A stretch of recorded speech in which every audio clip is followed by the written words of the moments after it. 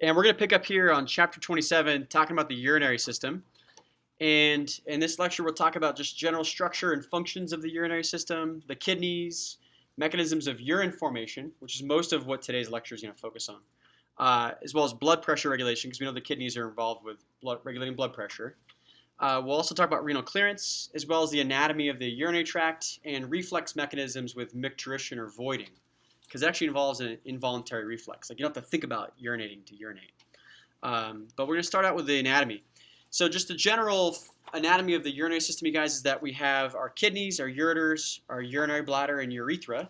The function of the kidneys is to essentially help filter out blood, and some of the substances that in blood get filtered can travel through the kidney where that can get modified along the way until it gets transported into the ureters, which then carry that urine towards the urinary bladder. And the function of the urinary bladder is just to store that urine until it's appropriate to void or to pee. And then we have the urethra, which essentially transports urine from the urinary bladder out of the body. Now, functions of the urinary system include then things like storing urine, which would be like your urinary bladder, excretion of urine, which involves this whole pathway, and excretion is different from secretion. Excretion means elimination of wastes. So certain wastes are excreted by your urinary system. That's one of the functions, right? To help with eliminating certain wastes from your bloodstream, as well as regulating ionic imbalances and acid-base balances. So making sure that you don't have too much acid in your bloodstream or too much bases in your bloodstream.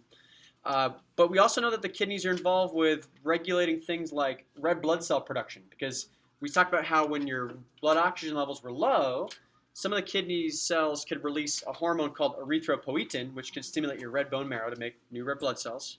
And then we know that our kidneys also regulate blood pressure by regulating blood volume. And so if you change your blood volume, they can change your blood pressure. I actually had a dream about this last night. I had a dream that I was teaching this last night and really emphasizing this during lecture. That was my dream. I remember it just coming back to me right now. So now it's coming true. Here we go, guys. So if your kidneys, can change your blood volume, that can change your blood pressure, right? So if you can eliminate more water from your blood through, more urination, then you can decrease your blood volume, which would decrease blood pressure, right? Or if you produce less urine, you retain more water, then you'll increase or retain your blood volume, which could normalize or increase your blood pressure. Now, just looking at an overview of the urinary system, this is very similar to the model we have in lab. We had our kidneys, so our right and left kidneys here.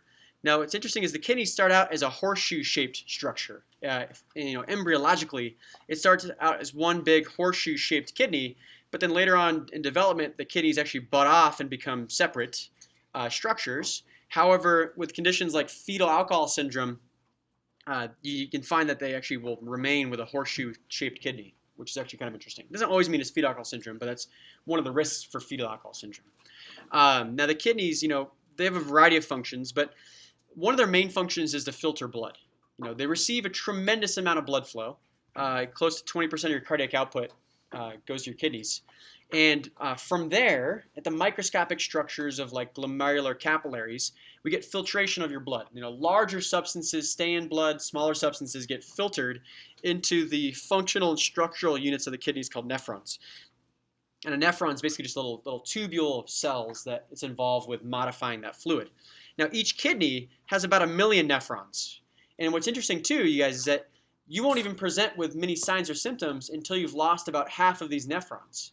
So what that means is that someone can have pretty advanced kidney disease and not even know it because their kidneys are so efficient that you can be fine with half of the number of nephrons, which is also one of the reasons why you can live just fine with one kidney. You actually don't need 2 kidneys, but it's nice to have 2. We know as a backup. Now the kidneys, after they filter that fluid, eventually gets transported to the ureter. At that point, it's technically urine, and it won't be modified any further. And the ureters are a muscular tube that transports urine down the abdominal wall, through the pelvic cavity, and then it drains into the urinary bladder, which is basically just a storage site for urine. And the urinary bladder also has a smooth muscle in the wall, which links up then with a urethra, and the urethra just carries urine from the urinary bladder out of the body through that external urethral orifice. Now, this is what on the right here, you guys. This is what it looked like on our cadaver. So you see our kidneys here on the cadaver. We got our ureters that go down the pelvic cavity, and then that links up with the urinary bladder right here. Now, just in general, we can see that the kidneys are protected by some of the ribs. So our floating ribs can protect part of our kidneys. So what that means is that portions of the kidneys are in the thoracic region, whereas other portions of the kidneys are in the lumbar region of your spine. And they sit right up against the posterior abdominal wall, which means they're not protected by any other organ other than the abdominal muscle and skin, right? Which is why, so they're pretty superficial, which is why the kidneys can be prone to damage if someone gets hit in the back, right? They're not protected by any other structures other than your floating ribs, some of your abdominal muscle, and some of the fat that surrounds your skin and the fat that surrounds the kidneys. And so they're fairly superficial, but also fairly well protected as well. Now we see that they're in the area of like the lumbar region. We got our ureters that then come off the kidneys and then go down to the urinary bladder, and the ureters are even up against the abdominal wall too. So if someone has like a abdominal tumor, or even during pregnancy, the ureters can get impinged upon, and that can hinder or impede proper urine flow towards the urinary bladder. Now, what this slide is showing you guys is just the functions of these different structures, like the functions of your kidneys, ureters, urinary bladder, and urethra. We know the locations of these. Our kidneys are located in the posterior abdominal wall. The right kidney is a little bit inferior to the left, and that just happens due to development and how it starts out as a horseshoe. They kind of they butt off asymmetrically, which is why one is higher than another. And they're found in the lumbar area / thoracic area. They're kind of paired bean-shaped organs that have an outer cortex and inner medulla, which we'll talk about. And its function is to really just process blood and turn it into tubular fluid, which then gets turned into urine. And we'll spend a long time talking about how that works. Like, what is the mechanism of filtration and how does that turn into urine? But we'll get to that in a little bit. Now, the ureters you find extending from the kidneys all the way to the trigone of the urinary bladder, and they also follow the posterior abdominal wall. Again, they're paired, thin, fibromuscular tubes that basically have a little layer of smooth muscle that can actually help propel urine down to the bladder. And its main function is to basically just transport urine from kidneys to the bladder through peristalsis, which is muscular waves of contraction. Now, the urinary bladder you find in the pelvic cavity. It's posterior to the pubic symphysis, and when it's full, it can actually extend into the abdominal cavity. And in pregnant women, because it can also butt up against the uterus. In pregnant women, their bladder capacity is also smaller, so that they urinate more frequently because the uterus starts to kind of occupy some of the space that the urinary bladder would otherwise normally occupy. Now, its functions would be to basically function as like a distensible sac to store urine, and it's going to basically contract when full to help expel that urine out of the body. So we talk about it as being like a urine reservoir. That's all it does. You're not going to reabsorb anything from urine. You're not going to secrete anything in urine. All the bladder does is store that urine. It's not going to change the urine in any way. Now, the urethra, though, basically is a small tube that basically connects to the inferior part of the bladder and then helps transport that urine out of the body. Now, looking at a cross-section of the abdominal area, we can see things like our liver, we got our stomach and our duodenum, we have portions of the large intestine and small intestine, we got the pancreas nearby, we got the spleen. Remember, a lot of these organs are supported by mesenteries, and they can surround them. Now, we talk about the kidneys as being retroperitoneal, which means they're behind the peritoneum. So they're actually not surrounded by, peritoneal tissue or mesenteries. And so the kidneys are actually supported by fat. So you can see around each kidney, there's a tremendous amount of adipose. And it's the adipose that surrounds each kidney that actually supports the kidneys in position and also helps protect and insulate them. And that's basically what keeps the kidneys in place. Without that, basically the kidneys could move a little bit because they're not otherwise anchored to any other tissues, and they're kept in place with this peri and perinephric fat. Now, what also surrounds each kidney is a little bit of layer of like a fibrous tissue, and we call this a fibrous capsule, renal fascia. This renal fascia surrounds the kidneys, and it's in part, helps keep the kidneys in place and serves as a protective barrier, but it's not directly surrounding the kidney itself, like it's not on the kidney. Instead, between the kidney and the renal fascia, we got a little bit of adipose here, which is the perinephric fat. So peri means nearby or surrounding. So the perinephric fat would just be right around the kidney itself. Then we have our renal fascia, and then outside of that, we have the paranephric fat, which would be outside of the renal fascia and then next to other abdominal organs like your liver or intestines, that kind of stuff. But just important to note that the abdominal fat supports and protects the kidneys and holds them in position. Now, looking at the kidneys in cross-section, you can see that there's several different layers here. We have an outer layer of cortex, right? That's the outer layer here. And then the inner layer, that's a medulla. And the medulla has structures like your renal pyramids, which are these sort of triangular shaped structures here. And the tips of each renal pyramid is called a renal papilla. And the very tip of the papilla is a place where urine can drip out of the nephrons into the space here called a minor calyx. And the minor calyces come together to form a major calyx, which goes into what's called the renal pelvis. And that leads into a ureter that then takes the urine towards the urinary bladder. So you can see that the inside of the kidney then has spaces, and those spaces would normally be filled with urine because the urine, as it leaks out of these renal pyramids, fills those calyces or spaces deep within the kidney. So what that means then is that all within the kidney tissue, the cortex and the medulla, then what you're going to find then are microscopic structures that aid in the formation of urine. You know, if urine's being formulated or sort of created here in the nephrons, well, they're microscopically small. And that makes sense because you got to fit 1 million of these in each kidney, which means they have to be pretty tiny in order to get that many in there. And that's what we're going to do pretty soon is zoom in on that anatomy. But before we get there, we'll focus on some more gross anatomy here. So on the left shows a human kidney in dissection, and on the right shows a sort of artist rendition of that. So we see that we have an outer layer of tissue here, which is called the cortex. And our cortex contains glomeruli, which are the filtration mechanisms of our kidney. We'll get to that anatomy here in a little bit. Now, deep to the cortex, we get our medulla. So all of this is the medulla. And our medulla contains our renal pyramids, which are here, kind of darker area of tissue. And it's darker because there's a lot of blood vessels, and there's also a lot of ions in here too. So the concentration gradient of ions in the medulla is much higher than normal, like in tissues. And you want it to be higher because it's those ions that actually pull water out of the nephron. That's one of the things that kind of contributes to the color, is the fact that there's such a high concentration of certain ions in here outside in the tissue. Now, the very tip of the renal pyramid is the papilla, and the papilla is the place where fluid actually drips out into a space here called the minor calyx. And the minor calyx is the first place that we technically call this fluid urine. Because at this point, that fluid can't be modified any further. Like once it enters the minor calyx, that's it. It's going to stay in its form or in its state until it goes into the major calyx, the pelvis, the ureter, the urinary bladder, and it's going to leave your body in that form.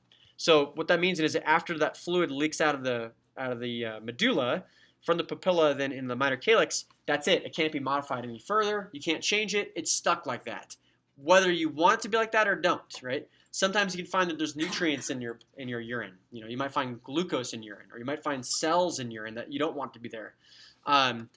You know, as soon as those things leave the renal papilla here and enter the calyx, well, it can't be modified any further, so it'll leave your body in that form. Now, looking at the artist rendition here, we can see we have the outer layer, which is the capsule, right? Then we have our cortex, which is up here. It has our glomeruli, which are involved with filtration. Then we have our medulla, which has our pyramids. That's involved with reabsorption and a little bit of secretion too. We'll talk about what that means. And the tips of each pyramid is the papilla, right? Papilla means nipple, because apparently these things are little nipple-shaped structures. And effectively, when fluid leaks out of the papilla, it enters a space called the minor calyx. And when the minor calyces come together, they form a major calyx. And then when major calyces come together, they form a large space called the renal pelvis, and that leads into the ureter. Good. And then how does urine get from the pelvis down the ureter into the urinary bladder? Yeah, peristalsis. Muscular waves of contraction, right? Peristalsis is just waves of contraction that forces that urine down. So it's not just gravity, you know. I mean, if you're hanging upside down, you still have urine transported into your bladder because it's actually squeezed there, which is actually pretty cool. Now, each kidney is served by a renal artery and a renal vein. And the renal artery is what brings in the tremendous amount of blood flow to each kidney, right? So remember, your kidneys together receive a large portion of your cardiac output, you know, close to 20% or so. And what this means then is that your renal arteries have a lot of blood flow, and they branch out into different vessels that then branch into the kidney, and those can lead into the filtration mechanisms that we'll see here pretty soon. So just going through the blood vessel anatomy of our kidney, which we can see here, you can see some more detail now exposed on this kidney. So on the renal artery, it branches into the segmental artery immediately. So these are segmental arteries. After the segmental arteries, we have our interlobar arteries, which then come off here and then go farther up through the renal columns between the pyramids. The interlobar arteries then wrap around to form an arcuate artery, the kind of arch here. So this is an arcuate artery.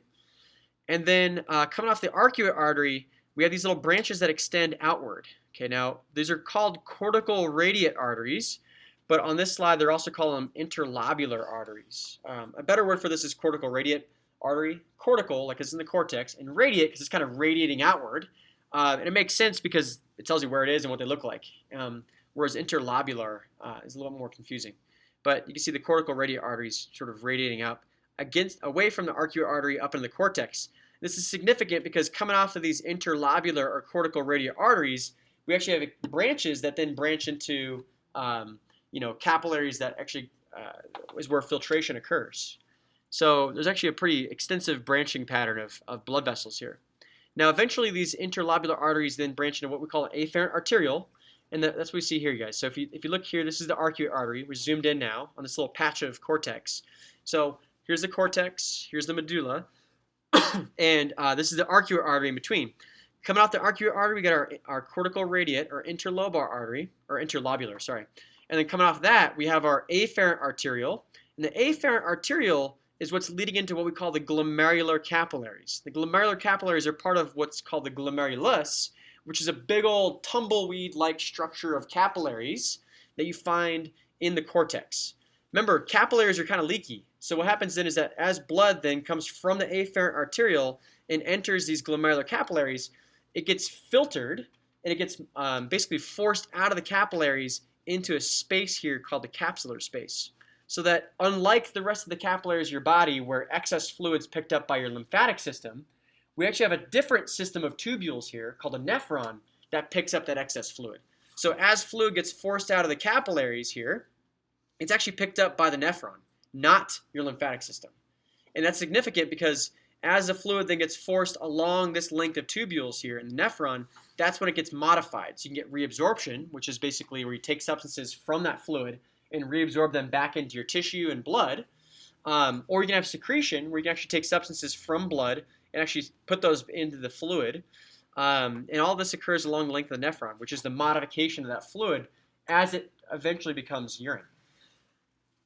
Now the glomerular capillaries then recombine into what's called an efferent arteriole. The efferent arteriole then leads into the peritubular capillaries, which you see here, or the vasorecta, okay? And then all those recombine to form things like our interlobular vein, which is our cortical radiate vein. That goes back down to an arcuate vein over here. We have an interlobar vein, and then a renal vein, which carries that blood out of the kidney. So it actually forms a nice big loop here. And these veins are named the same way as the arteries, which actually makes a lot of sense. So where the magic happens in this process then, like where urine is kind of being formed, is at the level of the glomerulus, right? So keep that in mind, you guys. So that's kind of where the magic's happening here. So because the glomerulus is made of capillaries, and capillaries have one cell layer in thickness, and they're also kind of leaky due to their anatomy. Now, because these things can leak fluid out of the blood then into a space, the nephron can pick up that fluid and then help transport that fluid along this nephron where that fluid can get modified along the way. You know, it might actually get reabsorption or secretion, and it gets modified in a way that eventually becomes urine. Okay, so that's the function of the nephron. So it's kind of like lymph. Remember, back in lymph, we said that the lymphatic vessels picked up excess fluid and it transported that fluid back to the bloodstream. That was the function of lymph. In the kidneys here, the nephrons pick up that excess fluid. Then they actually take that fluid and transport it through the nephron, right, all along the length of the nephron, where that fluid's modified along the way, right, where you get reabsorption, so things can move from fluid back into the tissue, or things can move, like substances like water or ions or other molecules, can actually be secreted from blood and tissue into the nephron, okay? Not filtered, but secreted, so they're actually pumped in there using ATP. And that's how urine's formed. And unlike the lymphatic system, this is not put back into your blood, right? That fluid, once it's urine, it leaves your body as urine. It's not reabsorbed back into your bloodstream if you're peeing it out. So although the lymphatic system and the nephrons are similar, they're also functionally very different. They both pick up excess fluid, but they do different things with that fluid. That's the key point here. So remember, you guys, those interlobular arteries or cortical radiate arteries, they branch into the cortex. They've got an afferent arteriole that branches out into the glomerulus, and the glomerulus forms a little tuft or a ball of capillaries that you find inside the cortex. This is where plasma gets filtered out. So filtration is a process where basically fluid gets, forced across the capillary wall into a space. And then blood that didn't get filtered, like the blood that actually just kind of kept traveling, goes through the efferent arteriole and then leaves the glomerulus through that efferent arteriole into either the peritubular capillaries or the vasa recta, and that recombines back into the cortical radiate vein or interlobular vein. So the peritubular capillaries surround portions of the convoluted tubules in the cortex. Well, that's why they're called this, peritubular capillaries. The vasa recta you find mainly associated with the nephron loops in the medulla, and the functions of these nephron loops are to concentrate that urine. What these nephron loops do is they actually absorb a tremendous amount of water and solutes, so they make highly concentrated urine. Then they deconcentrate that urine by reabsorbing more solutes. We'll talk about that. So the kidney also receives some nervous system supply, guys, because kidney function is under the control of your autonomic nervous system as well, like your sympathetic and parasympathetic nervous systems. So there's actually a renal plexus that enters the kidney at the hilum, or the place where the vessels enter and exit the kidney. And this occurs like in the thoracic area. So, pain from the kidneys is referred to dermatomes like 10 and 12, which is just along the back there. So if someone has kidney pain, it just can kind of feel like lower back pain, if that makes sense.